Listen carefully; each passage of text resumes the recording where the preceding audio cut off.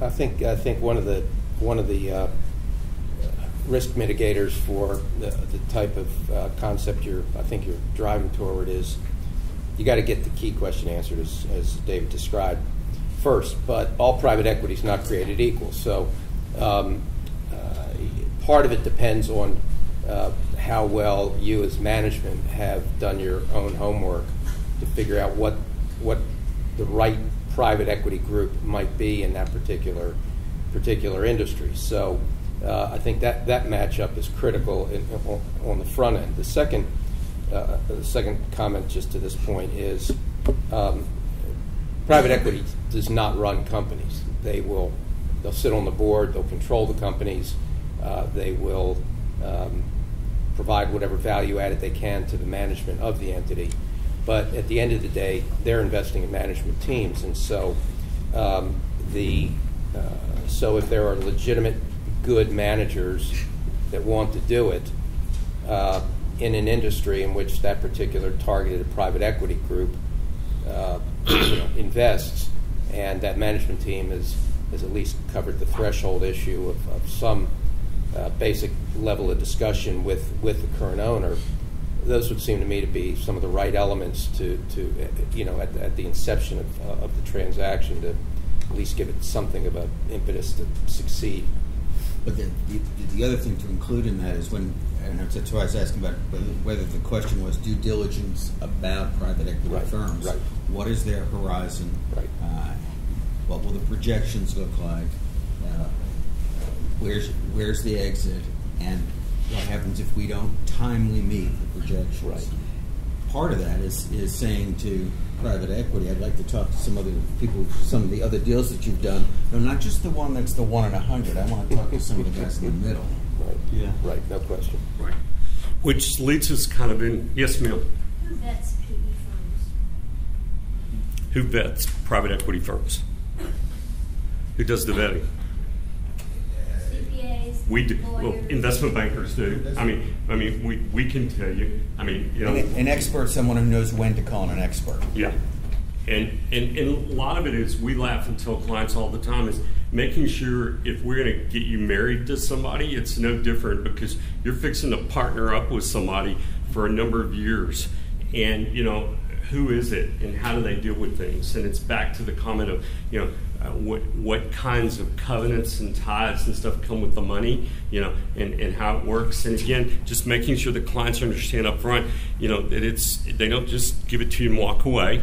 There are controls on various areas, compensation, CapEx, you can just start down the list. Because again, back to David's comment, those guys know how to drive expenses and how to control that to get yield. Because they're looking to drive a valuation model. That's really their whole goal. For management and the owners of an existing business that's getting ready to do a deal with a private equity company, as Gordon said, you want to find some other deals that they've done.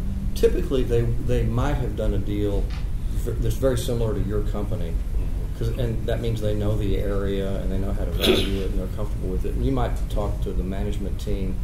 That's always a good source of the company that was bought 5 years ago.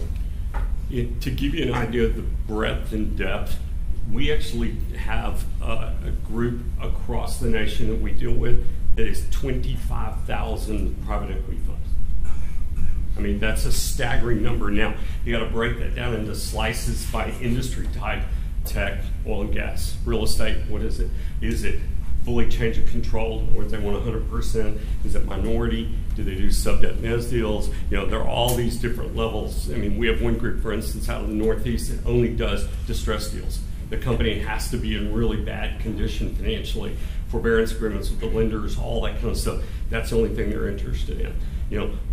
So there's a wide variety of people out there in the market. I think we would all agree that there's more capital right now than there are deals.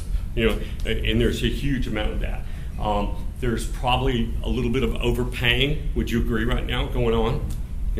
We've seen 12x in Texas. A lot of deals are being done at that, which makes us wonder how people are going to exit on the back end, what you have to do to get out. That's like the stock market, Greg. I mean, the stock market goes in cycles. And in the PE world, where you're dealing with non-publicly tradable securities that don't have a public valuation, the number you're looking at is the multiple of the cash flow that they're paying for, and it gets real low. During distressed times, it gets down to 4 or 5, and then as times get good, that PE expands. It finally gets up to a high number. I would have said 8 or 9 is a high number. 12 is ridiculous, but anyway, so that's and it ebbs and flows over time depending on. It mostly depends on bank financing. Right. When banks turn off the financing, the private equity business really turns off.